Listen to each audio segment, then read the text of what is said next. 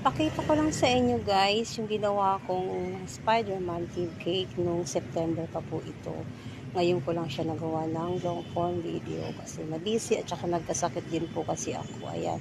Steam lang po pala ang paggawa ko ng cake. Water steam po ang tawag doon. Ayan. Naglalagay ako ng takip sa tela para hindi matuga ng ating cake butter. Ayan po. Dito na po yan.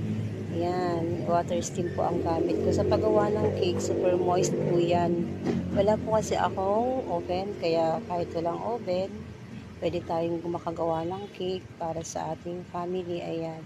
Pinabalot ko siya ng cling wrap para kinabukasan ko pa siya i-frosting. Nilalagay ko siya sa ref para mas moist po ang cake. Ayan po. Yung ginamit ko po palang icing ay whipped po. Ayan, super moist po yan guys. Napakasarap po niyan. Nakarating pa po ng Pangasinan itong cake na to. Ayan po. Yung cake board ay nilalagyan ko siya ng icing para hindi dudulas ang ating cake. Naglalagay din po ako ng palaman. Actually, 8x3 lang po itong cake na to. Hinati ko sa dalawa. Tapos, naglagay ako ng frosting sa gitna.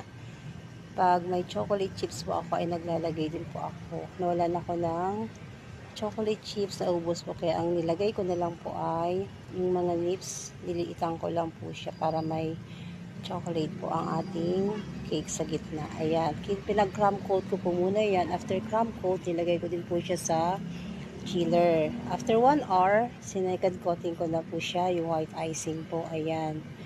Pinag-icingan ko na po siya. Pang second coating po yan. After nung second coating, ito na po ang ating final coating. Kulay red po ang ating icing. Kasi Spider-Man po ang aking ginawa. Ayan. Red po ang icing niyan. Dinisignan lang po yan ng anak ko ng web. Yung icing po ang ginawa niyang pang web sa cake. Ayan po. Ang ating Spider-Man theme cake po. Ayan. Hindi pa po siya gaanong smooth ang aking cake, pero ano po, kung tayo po mismo ang gagawa ng ating mga cake sa ating family tuwing may birthday, makakatipid po tayo. Ayan, lagay ko na po siya sa cake box. Dinala po ito ng Pangasinan yung umorder po sa akin.